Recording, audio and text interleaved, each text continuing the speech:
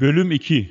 Öcalan neden özür diledi? Abdullah Öcalan'ın 15 Şubat 1999 tarihinde yakalanışı ve sonrasında yaşanan olayların gerçeği Öcalan ve PKK olduğu kadar Türkiye devleti tarafından da hep gizlenmiştir. Kimse perde arkasındaki tartışmaları ve uzlaşmaları tam olarak bilemiyor. Dönem dönem sızan bilgiler ve o dönem tanıklarının konuşmaları, Öcalan'ın tutuklanması sonrası gelişen ilişkiler, sözleşmeler dönemi daha anlaşılır kılmıştır. Aslında bu bilgiler olmasa bile olayların gidişatı Öcalan'ın mahkeme konuşmaları, kitapları, görüşme notları adı altında yayınlanan beyanatları Öcalan ve devlet ilişkilerini göz önünü sermeye yeterlidir. Öcalan 15 Şubat günü Kenya'nın başkenti Nairobi'de uçağa bindikten sonra kendisini yakalayan özel hareket mensubu kişilerin söylemine göre 60 saniye içerisinde etkisiz hale getirilir. Zaten Öcalan'ın bir fiziksel direnişi olmamıştır. Uçak havalandıktan sonra gözündeki bantlar açılır, eller açılır. Araçtaki grubun sorumlusu ona "Abdullah Öcalan, memlekete hoş geldin" der. Ayrıca ekler, "Sen bizim misafirimizsin." Her kim olursa olsun, bırakın bir Kürt siyasetçiyi, herhangi bir Kürdü, hatta Kürtlere zarar vermiş bir Kürdü bile Türk askerlerinin içinde esir görmek, Türk bayrağının önünde tutuklu görmek büyük bir üzüntü nedenidir. Fakat Öcalan'ın oradaki cevabı tüm halkını ve taraftarlarını bile hayal kırıklığına uğratan ve öfkeyi Öcalan'a yöneltecek bir cevap olmuştur. "Aslında benim annem de Türktür. Bir hizmet gerekiyorsa yaparım. Asker, bizim sorduğumuz sorulara cevap vermen hizmettir." Öcalan, "Ben gerçekten söylüyorum. Türkiye'yi seviyorum. Türk halkını da seviyorum. Kürt halkını da seviyorum. İmkan verirse hizmet edeceğimi biliyorum." Öcalan'ın o gün 15 Şubat 1999 tarihinde verdiği cevap bugün bile hala geçerlidir. Öcalan devlete hizmet kararlılığında asla vazgeçmemiştir. Öcalan'ın daha ilk saniyede devlete hizmet ederim demesinin altında Öcalan'ın en başından beri devletin bir kanadı ile ilişkisi içinde hareket etmesinin etkisi vardır. Fakat artık bir kanatla ilişkisi halinde değil, devletin kendisi ile paralel bir planın parçası olur. Abdullah Öcalan taraftarları her 15 Şubat'ta Gazi Muhammed'i, Şeyh Said Efendi'yi ve daha başka pek çok liderlerin resimleri ile Öcalan'ın resimlerini yan yana asarak komplo yapılan Kürt önderleri demektedirler. Oysaki Abdullah Öcalan ve diğer Kürt liderlerin tavrı arasındaki büyük bir fark vardır. Şeyh Said Efendi asılırken oradaki Ahmet valisine dönerek "Mahşerde hesaplaşacağız" der. İngiliz yazar Lord Kirnos Atatürk'ü anlattığı eserinde Şeyh Said'in korkusuz bir şekilde sehpaya gittiğini ve asılırken bile başının dimdik olduğunu söyler. Yine Seyyid Rıza'nın idam anındaki esaretli duruşu işgalci soykırımcı güçlerin gözünden kaçmamıştır. Gazi Muhammed'in İran devleti karşısındaki tutumu ise Rus arşiv belgelerinde şöyle geçer. Gazi Muhammed tüm yargılanma sürecinde korkusuz, cesaretli ve başı dik konuştu. Pişmanlık duymadı ve hiç baş eğmedi. Askeri mahkemenin tüm savlarını reddetti ve İran devletinin anayasası ayaklar altına alındığında Kürtler silahlandı ve mücadele verdi dedi. Yabancı bir devletin kışkırtmaları sonucunda ayaklanmaya giriştikleri iddialarına kızgınlıkla yanıt verdi. Celadet Bedirhan ise Kürtler asla pes etmez dedi. Oysaki Öcalan'ın 31 Mayıs tarihinde başlayan mahkemesinde kendisine söz verilince ilk söylediği şey şu oldu: "Bugüne kadar kaba bir söz düzeyinde bir hakaret, bir işkence görmediğimi belirtmek istiyorum. Bu bağlamda bu temelde demokratik cumhuriyet ekseninin de barış ve kardeşlik için devletin hizmetinde çalışma isteğimi, kararlılığımı, Türkiye Cumhuriyeti Devleti'nin bu konuda gösterdiği saygıyı, yaklaşımı bir gereği olarak hem bu düzeyde kararlılığımı, saygı ve şükranlarımı bildirmek istiyorum. Sayın saygıdeğer tüm şehit aileleri için kısa bir açıklama yapmak istiyorum.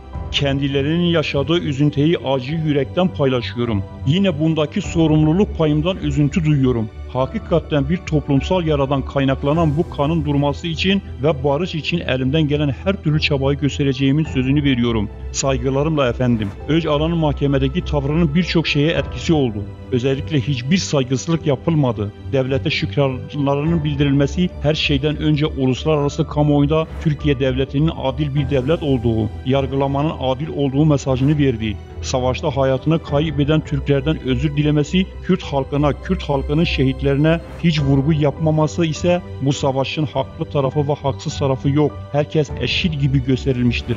toprakları işgal edilmiş, binlerce insanı Dersim'de, Zilan'da katledilmiş, asimilasyona tabi tutulmuş, cenazeleri yerlerde sürüklenmiş, binlerce faili meçhulü olan Kürtler ile topraklarını işgal için gelen askerler eşit görülmüştür. Yani verilen savaşa Kürtlerle Türklerin hatası eşittir gibi bir manzara çizilmiştir. Öcalan'ın mahkeme tavrı Türk devletini aklamıştır. Bugüne kadar da Türk devletinin hassasiyeti ve Türk devletinin demokratikleşmesi en önemli birinci ilke gibi gösterilir. Aslında mahkemedeki konuşma başta Kuzey Kürtleri olmak üzere tüm Kürtlerin Türkiye'nin hayali misak-ı milli çıkarlarına göre düşünsel, ruhsal ve örgütlülük ile hazırlanmasının sardıdır. Bunun için yeni bir kavram üretilir. Türkiye'lileşmek ve Türkiye Cumhuriyeti'nin toprak bütünlüğünü kabul etmek. Bu da Kürdistan'ın sömürge pozisyonu kabul etmektir. Çünkü Türkiye bir milletin ismini almış bir coğrafya ve idari sistemin adıdır. Türklerin vatanıdır.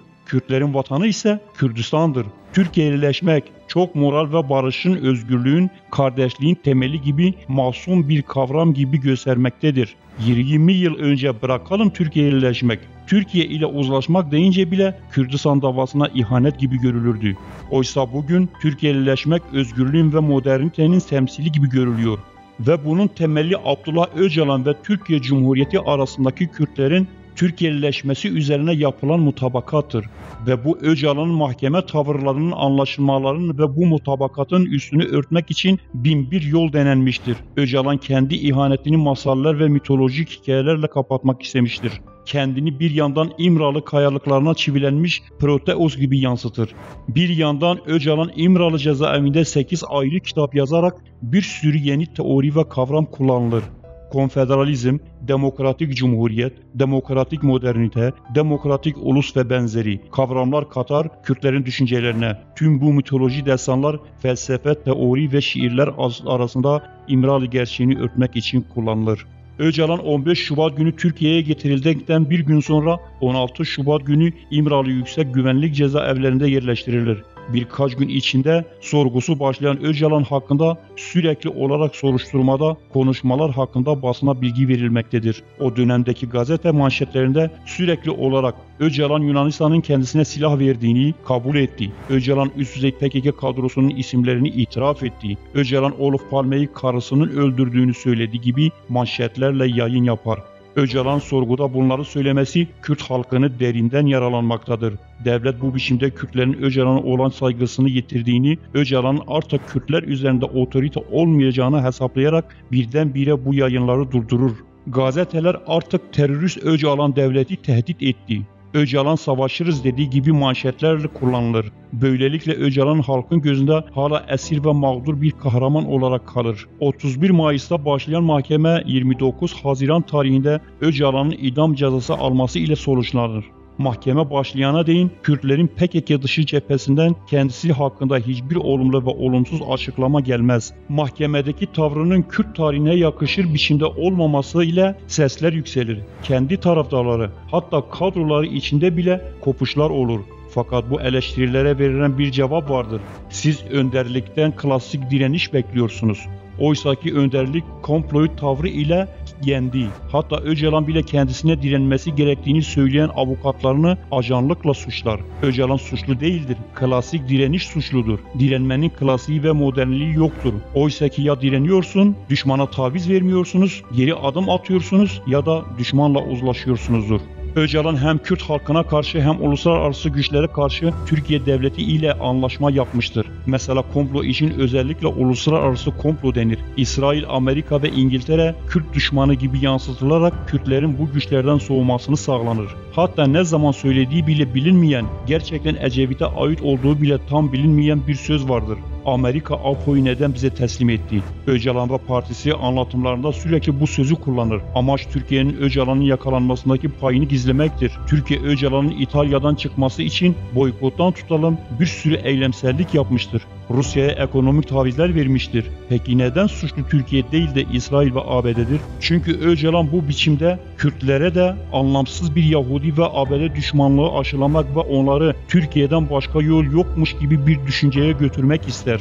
Öcalan'ın idamı gündemdedir. Yıllarca onu asmak isteyen Türkiye, mahkeme başladığı andan itibaren Öcalan'ı idam ettirmemeyi, Türk toplumuna kabul ettirmenin yollarını arar. Tüm gazeteler Öcalan idam edilirse bir kahraman olur. Türk-Kürt savaşı başlar. AB ve ABD idam etmemizi istemiyor diye propaganda yapmaya başlar. Öcalan da her fırsatta barış için yaşamam gerek der ve bir affı gündeme koyar.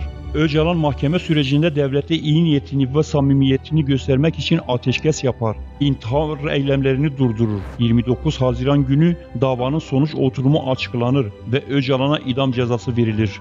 Öcalan'ın "benim annem Türk, özür dilerim" ve soruşturmadaki Türk devletini geliştirme sözlerine rağmen idam verilir. Fakat idam cezasındaki kalem kırma usulü Öcalan'a uygulanmaz. Yani idamın gerçekleştirmeyeceğinin sinyali verilmiştir. Kürtler idam cezası almış önderlerine üzülürken Öcalan devletle sürekli tavizler vermektedir. Devletin Öcalan'ı asması söz konusu değildir. Çünkü Kürtlerin yıllardır idare edemeyeceği devlet artık onları idare edebilecek bir başkan bulmuştur. Devlet kendi içinde sürekli bir görüşme halindedir. Özellikle MİT Öcalan'ın idamını engellemek için kamuoyu oluşturmak ister. Tarih 3 Ağustos 2002'yi gösterirken Türkiye idam cezasını kaldırır. Peki Öcalan hangi tavizleri verdi? Soruşturmada neler söyledi? Gerilla neden geri çekildi? 3. bölümde bunları işleyeceğiz.